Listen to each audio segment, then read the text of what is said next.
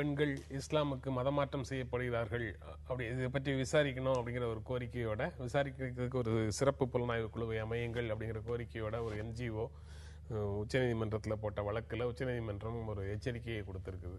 இந்த மாதிரி அடிப்படை ஆதாரங்கள் இல்லாத விஷயங்களை போகிற போக்கில் சொல்லாதீங்க, மதச்சார்பற்ற தன்மையை பாதிக்கிற மாதிரியான விஷயங்களை செய்யறதுக்கு அனுமதிக்க முடியாது அப்படிங்கிற மாதிரி கருத்து சொல்லுது.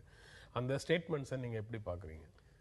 இதே போல தான் முன்னாடி கேரளாவில் நீதிமன்றத்திலே ஆரம்பத்தில் இப்படி தான் சொன்னாங்க. ஆனால் அதற்கு பிறகு பல்வேறு சம்பவங்கள் நடந்த பிறகு போலீஸ் துறையே இந்த மாதிரி ஒரு அங்கே நடந்து கொண்டிருக்கிறது என்பதை கேரளா உயர்நீதிமன்றத்தில் சொல்லப்பட்டிருக்கு. நீதிபதி ஜஸ்டிஸ் தாமஸ் தன்னுடைய தீர்ப்பில் சொல்லியிருக்கார். இந்த மாதிரி வற்புறுத்தலின் காரணமாக கட்டாயப்படுத்தி மூளை செலவு செய்யப்பட்டு மதமாற்றம் நடந்து காதல் என்கிற பேரில் மதமாற்றம் நடக்க சொல்லியிருக்காரு. பல சட்டமன்றங்களில் இதை பற்றி விவாதம் நடந்திருக்கு. கர்நாடகா சட்டமன்றத்தில், மகாராஷ்டிரா சட்டமன்றத்தில் விவாதம் செஞ்சதெல்லாம் தேசியவாத காங்கிரஸ் கட்சியை சேர்ந்த உறுப்பினர்கள்லாம் தான் பண்ணியிருக்காங்க. அதனால இது முழுசு நடக்கலைன்னா சொல்ல முடியாது. இந்த குறிப்பிட்ட சம்பவத்தில் வேண்டுமானால் அதுக்கு தேவையான ஆதாரங்களை இந்த வழக்கறிஞர் தாக்கல் செய்யாமல் இருக்கலாம்.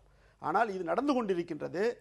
அது சரியான விதத்தில் நீதிமன்றமும் அரசாங்கமும் கவனித்து இந்த உண்மையிலே வகுப்பில் ஒரு நல்லிணக்கம் நடக்கணும்னா கட்டாயப்படுத்தி மூளை செலவு செய்து திருமணம் செய்ய வைப்பது என்பது சமுதாயத்தில் எப்பொழுதுமே ஒரு கொந்தளிப்பை ஏற்படுத்தி மோதலைத்தான் உருவாக்கும்.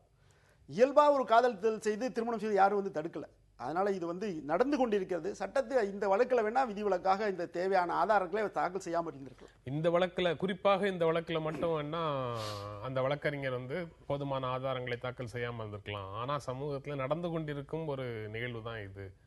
எனக்கு கேள்வி என்னன்னா, சமய நம்பிக்கைக்கான உரிமை அல்லது நம்ப மறுப்பதற்கான உரிமை, ரைட் டு ஃபெய்த் என்று இருக்கிற வரைக்கும் யார் எந்த மதத்துக்கு போனால் என்ன? அதே சுப்ரீம் கோர்ட்டே கூட கவலைப்பட வேண்டிய அவசியம் என்ன இருக்குது?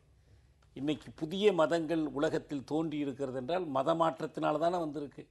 யூதர்கள் மாதிரி தானே கிறிஸ்தவர்களாக இருக்கிறாங்க, அல்லது இஸ்லாமியர்கள் வந்திருக்கிறாங்க. ஏன் இன்னொரு மதம் வந்தால் வரட்டுமே? ஏன் இந்த மதம் தான் இருக்கணும்னு நினச்சின்னு என்ன கட்டாயம் இருக்குது? அவங்கவுங்க நம்பிக்கையை பொறுத்து வந்துருக்கு. அதில் ஏன் தலையிடணும்?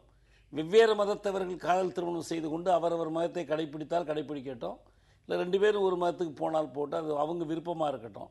இப்போ இஸ்லாத்தில் தங்கள் மதத்தில் இருக்கிற ஒருத்தர் திருமணம் பண்ணிக்கணுன்னா இஸ்லாத்துக்கு மாறணும்னு கட்டாயப்படுத்துவதை நான் எதிர்க்கிறேன். அது தப்பு. அது மத மாற்றத்தை கட்டாயப்படுத்தக்கூடாது போல். அதே போல் கிறிஸ்தவத்தில் ஒருத்தர் திருமணம் பண்ணிக்கணுன்னா அவர் கிறிஸ்தவத்துக்கு மாறணும் என்று கட்டாயப்படுத்துவதும் தப்பு. அதே போல் ஒரு இந்துவை இஸ்லாமிய பெண் கல்யாணம் பண்ணிக்கும் போது நீ இந்து மத சடங்குகளுக்கு வரணும்னு கட்டாயப்படுத்துவதும் தப்பு. மதம் என்பது அவர்களுடைய சொந்த நம்பிக்கை சம்பந்தப்பட்டது. அதை போய் எந்த விதத்தில் கட்டாயமும் இருக்க வேண்டிய தேவையில்லை. இதில் மூளைச்சலவைங்கிற பிரச்சனையே இல்லை. ஒருத்தர் மதத்தில் வைத்திருப்பதே மூளைச்சலவையாக இருக்குது இல்லையா? இந்த மதத்தை நம்புன்னு சொல்லுவதற்கே ஒரு மூளைச்சலவை செய்ய வேண்டியிருக்கு. இந்த மூளைச்சலவை என்று நம்ம கொச்சைப்படுத்தி பார்க்க வேண்டியதில்லை. மத நம்பிக்கை அவரவர் உரிமை. இன்றைக்கி பெரும்பான்மை தான், நாளைக்கு சிறுபான்மையான ஆயிட்டு போட்டோம், அதனால் ஒன்றும் கெட்டுப்பட போகிறதில்ல. உண்மையில் மதச்சார்பின்மை என்பது அரசு மதத்தில் தலையிடாமல் இருப்பது, மதத்தை அரசியலில் கலக்காமல் இருப்பது, அதுதான் மதச்சார்பின்மை. மதமாற்றத்துக்கான உரிமை ஒவ்வொருவருக்கும் உண்டு. ஐயா கரெக்டாக தான் சொல்கிறாரு. உண்மைதான்.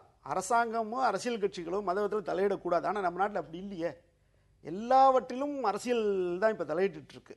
நம்ம நாட்டில் தான் சார் எந்த மதத்துக்கு வேணாலும் ஒருத்தர் போகலாம். இந்த நாட்டில் புதுசாக ஒரு மதத்தை கூட உருவாக்கலாம். கடவுளே நம்பிக்கை இல்லைன்னு கூட இந்த நாட்டில் தான் சொல்ல முடியும். ஆனால் வெளிநாட்டில் அந்த மாதிரி ஒரு சூழ்நிலை கிடையாது. அதனால் நம்ம நாட்டில் இது இருக்கிறதுக்கு காரணம் என்ன?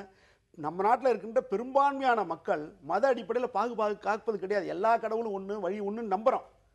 ஆனால் அதுக்கு எப்போ விளைவு, அது கேடு விளையுதுன்னா அரசியலும் அரசாங்கமும் மத விஷயத்தில் தலையிட்டு குழப்பம் ஏற்படுத்த, ஒரு மதத்தை திருப்தி செய்வது இன்னொரு மதத்துக்காரருக்கு எந்த நியாயமும் கொடுக்காமல் இருப்பதனால் காரணமாகத்தான். இல்லை ஒரு மோதல் வந்தால் அது உடனே காவல்துறையும் அரசாங்கம் தலையிட்டு சரி பண்ணுறதுக்கு பதிலாக குற்றவாளிகளை பாதுகாப்பது, இல்லை பொய் வழக்கு போடுவது, இதன் காரணமாக சமுதாயத்தில் பதட்டம் தான் உருவாக்குது. உண்மையில் அரசாங்கம் ஐயா சொல்வது போல மதம் என்பது தனிப்பட்ட விஷயம். அரசாங்கத்துக்கு இதில் வேலையே கிடையாது.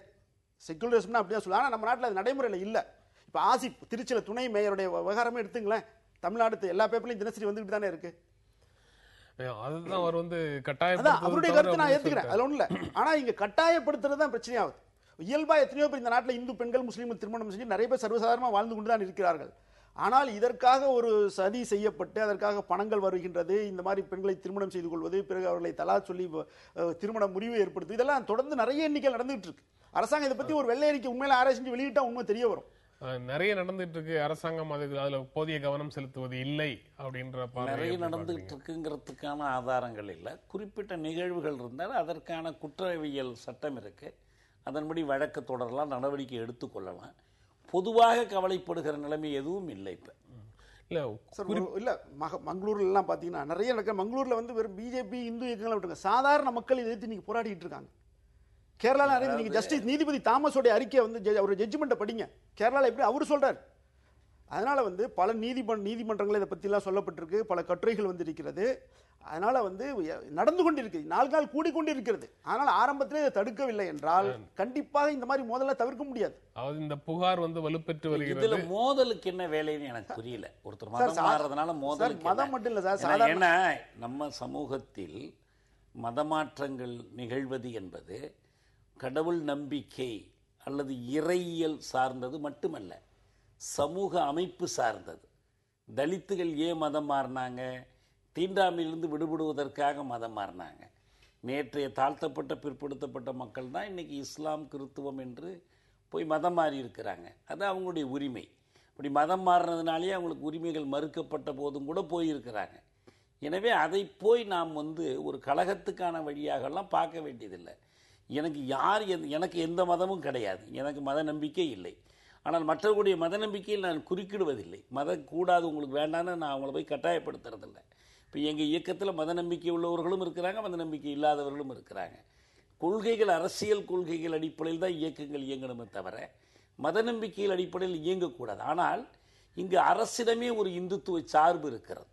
அரசு அடையாளங்கள், அது கொடுக்குற விருதுகளுடைய பெயர்கள், அணையில் தண்ணி திறந்து விட்டா கூட அரசு அதிகாரியே போய் அதுக்கு இந்து மதம் சார்ந்த பூஜை பண்ணுவது என்ற சார்பெல்லாம் இருக்குது. இது மதச்சார்பற்ற அரசுனா இதெல்லாமே தவிர்க்கப்படணும். தனி மனித குடிமகன்கிட்ட இருக்கணும் மதம் என்பது. இன்னும் இல்லை, ஒரு சிலது பாரம்பரியமாக பழக்க மதத்துக்கு அப்பாற்பட்டு நம்முடைய நம்பிக்கையில். இப்போ ஒரு விவசாயி இருக்காங்க, காலம்பர நிலத்தை உழுவுறப்ப நிலத்தை தொட்டு கும்பிட்டு தான். ஒரு ஆட்டோ டிரைவர் வண்டி கிளம்பும் போது ஒரு ஊதுபத்தி ஏற்றி வைக்கிறார். இதுக்கு வந்து இது நம்முடைய பழக்கத்தில் இருக்கு. இதை உடனே இதை இந்து மதத்தோட அடையாளம் நம்ம சொல்லக்கூடாது. எல்லாருமே ஒரு டிரைவர்லேருந்து எல்லாருமே செய்யக்கூடாது, அமைச்சர் செய்யக்கூடாது. அவருக்கு நம்பிக்கை, அவருக்கு தண்ணி திறந்து நல்லபடியாக போய் சேர நம்பிக்கை அவருக்கு இருக்குல்ல. அதனால வந்து ஒரு நம்பிக்கை சார்ந்தது. அதனால நம்ம அதை எங்கேயுமே கேட்கல. இஸ்லாமியர்கள் ஏன் இப்படி இருக்கா நம்ம கேட்கல. கிறிஸ்துவர்கள் நம்ம நாட்டில் நம்பிக்கைக்கு முழு சுதந்திரம் இருக்கு. ஆனால் அதுக்கு பங்கம் வரக்கூடாது, அது வந்து சிதைந்து போய் கூடாதுங்கிறதா எங்களுடைய கவலை. சாதாரண சார், சமுதாயத்தில் விநாயகர் பூஜை நடத்துறாங்க, அதுக்காக மாமூல் வசூல் பண்றாங்க. அரசியல் கட்சிகள் கூட்டம் போடுறதுல மாமூல் வசூல் பண்றாங்க. அரசியல் கட்சி பெரிய பெரிய பேரை கட்டாயப்படுத்தி வசூல் பண்றாங்க. அரசியல் கட்சிகளும் பண்ணக்கூடாது. விநாயகர் சதுர்த்திக்கு சாதாரண மக்கள் காவலர்கள் எப்படி வந்து காவல் அலுவலகங்கள்ல மத கடவுளர்களுடைய படத்தை மாட்டி வைப்பதும் அதுக்கு பூஜை பண்ணுவதும் எப்படி அனுமதிக்கப்பட முடியாது? விநாயகர் சதுர்த்திக்கு சாதாரண பொதுமக்கள்கிட்ட போய் கேட்கறாங்க, மக்கள் கொடுக்குறாங்க. யாரும் போய் மிரட்டல, அவர்கிட்ட அதிகாரம் கிடையாது. சாதாரண மக்களாக அதெல்லாம் கொண்டாடுறாங்க. எல்லாரையும் கொடுக்காதவங்களை போய் அவங்க யாரும் தாக்குதலாம் நடத்துவது கிடையாது, மிரட்டுவது கிடையாது. நீங்க ரெண்டு பேரும் பேசுறதுல பல்வேறு பொருள்கள் தொடர்பான விரிவான விவாதத்துக்கான கருக்கள் எல்லாமே இருக்கு. ஆனா இந்த நிகழ்ச்சியில இந்த பகுதியில் இதுக்கு மேல பேச முடியாது. நம்ம தொடர்ந்து பேசலாம் ஒரு இடைவேளைக்கு பிறகு.